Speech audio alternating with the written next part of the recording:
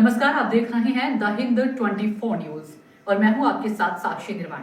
आइए नजर डालते हैं आज की कुछ बड़ी खबरों की ओर। बीजेपी के लोकप्रिय युवा नेता राकेश शुक्ला से हुए खास बातचीत में मुख्य विषय रहा राम मंदिर, धर्म ध्वजा और ही SIR और कुछ अन्य मुद्दे पर हुई बात। Uttar Pradesh vice state head Sushant Tripathi से साथ देवेंद्र शुक्ला की रिपोर्ट। नमस्कार, आप देख रहे हैं द हिंद 24 न्यूज। मैं Sushant Tripathi, vice state head Uttar Pradesh. आज हम प्रयागराज में हैं। प्रयागराज में भारतीय जनता पार्टी के वरिष्ठ नेता राकेश शुक्ला जी के साथ हैं। 2, 3, 4, 5 सवाल होंगे इनसे। विषय रहेगा श्री राम मंदिर का, विषय रहेगा SIR का, विषय होगा भारतीय जनता पार्टी के कार्यकर्ताओं का। बात करते हैं राकेश शुक्ला जी से। जी नमस्कार। नमस्कार, राम राम सुशांत जी। जी सर, ये बताइए कि जो राम मंदिर का मामला चल रहा है, ध्वजा वाला है, इस पर क्या कहना चाहते हैं? राम मंदिर का निर्माण एक लंबे संघर्ष के बाद अपनी संपूर्णता को अपनी आज के कार्यक्रम के बाद, ध्वजारोहण के बाद, आज मंदिर निर्माण का कार्य औपचारिक रूप से पूरा हुआ। राम इस देश के प्राण हैं। भारत की भोर का प्रथम स्वर है राम। राम योग है, राम यज्ञ है, राम व्रत हैं, राम तपस्या हैं। शक्ति और पराक्रम की पराकाष्ठा के बाद भी धैर्य और संयम है राम। राम मंदिर के निर्माण के बाद आज पूरा देश, पूरी दुनिया में रहने वाला सनातनी मंदिर निर्माण के बाद आह्लादित है और हम लोग अपने को सौभाग्यशाली मानते हैं कि इस क्षण को देखने का सुअवसर हम लोगों को प्राप्त हुआ। ये एक आनंद का विषय है और भारत अपने प्रगति के पथ पर राम के आदर्श के साथ अग्रसर है। सभी को जाति विशेष से हटकर सभी को राम की मर्यादा का पालन करना चाहिए, राम के आदर्श पे चलना चाहिए, राम राज्य की परिकल्पना को साकार करना चाहिए। जी, एक और विषय है कि इस वक्त चल रहा है SIR का मैटर, कि बड़ा विषय है भारत में, इसके बारे में कुछ कहना चाहते हैं? SIR एक प्रक्रिया है। जी, किसी भी देश के लोकतंत्र में ऐसे व्यक्ति के द्वारा मतदान हो जो वैध हो, तो अगर मतदान के पहले मतदाता सूची को लेकर, उसकी वैधता को लेकर कड़ाई के साथ अगर कोई परीक्षण निरीक्षण हो रहा है, तो मुझे लगता है कि किसी भी स्वस्थ लोकतंत्र के लिए SIR जैसी प्रक्रिया का निरंतर रूप से किया जाना आवश्यक है। इस पर अगर कोई राजनीतिक रूप से कोई टिप्पणी करता है या हस्तक्षेप करता है तो लोकतंत्र के हित में नहीं है, हम उसका निषेध करते हैं। एक बड़ा विषय ये भी है शुक्ला जी कि आप देख रहे हैं कि कुछ दिन पहले दिल्ली में विस्फोट हुआ था। उसके बाद जो है आप समझ सकते हैं कि जनता पर इस वक्त क्या हो सकता है, इसके बारे में कुछ कहेंगे? आतंकवाद एक ऐसा विषय है जो अंतर्राष्ट्रीय स्तर पर आतंकवाद को लेकर आज देश ही नहीं पूरी दुनिया चिंतित है। आतंकवादियों को अब ये समझना चाहिए कि आज तकनीकी का दौर है।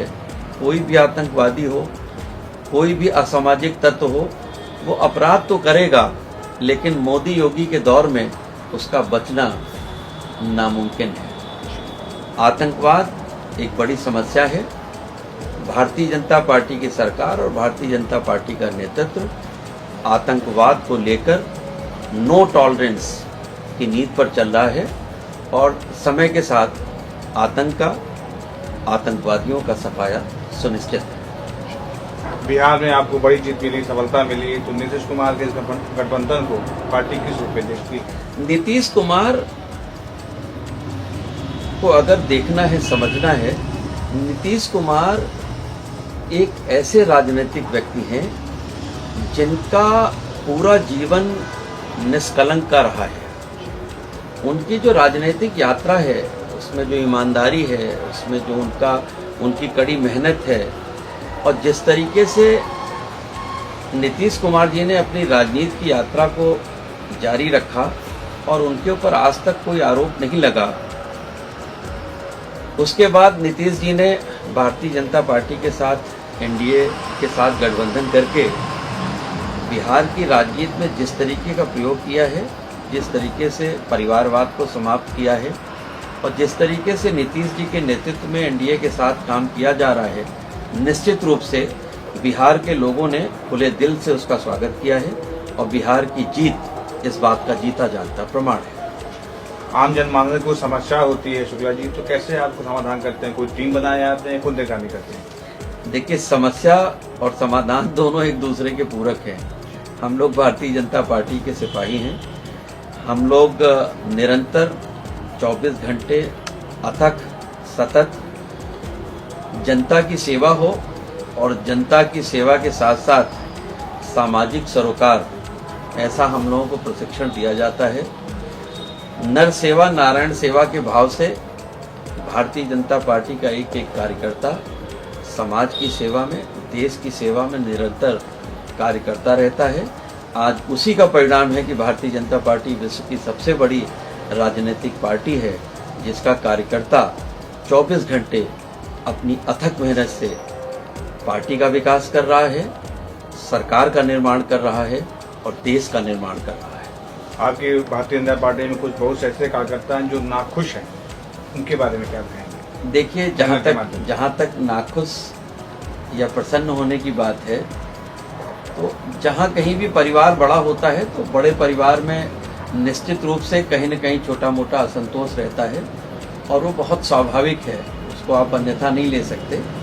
अगर हमारा कोई भी कार्यकर्ता, हमारा कोई भी पदाधिकारी, अगर उसको किसी भी बात को लेकर एक असहमति होती है, नाराजगी होती है, तो हमारा शीर्ष नेतृत्व, हमारा प्रदेश नेतृत्व ऐसे सभी कार्यकर्ताओं के साथ बैठकर बात करके उनकी जो भी समस्या होता है समय समय पर उसका समाधान होता है।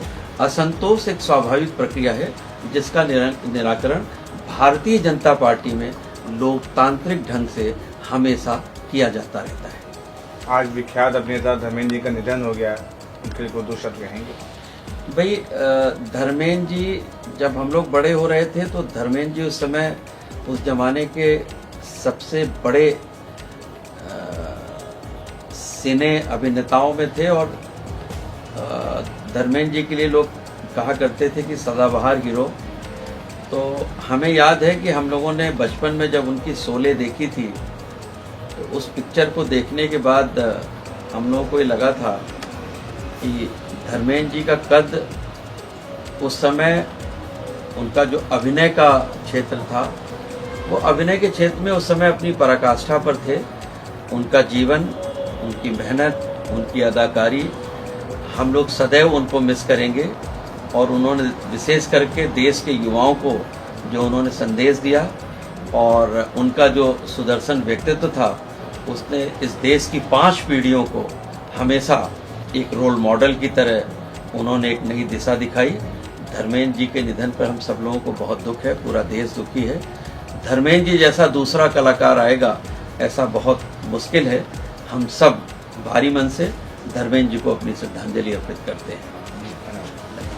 कह सकते हैं कि राकेश शुक्ला बता रहे हैं कि जो भी पार्टी के कार्यकर्ता नाखुश हैं, क्योंकि परिवार जब बड़ा होता है तो कहीं न कहीं छोटी मोटी दुखियां, कष्ट मिलते हैं। तो ये बड़ा विषय नहीं है, क्योंकि आप देख रहे हैं द हिंद 24 न्यूज में सुशांत त्रिपाठी, कैमरामैन देवेंद्र प्रसाद, प्रयागराज। धन्यवाद। देखते रहिए द हिंद 24 न्यूज।